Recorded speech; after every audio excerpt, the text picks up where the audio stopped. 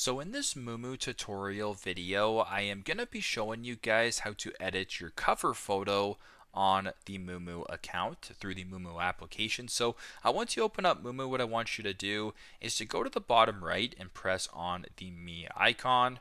Once you're here, scroll down to where it says settings. So if you're right here, scroll down, press on settings.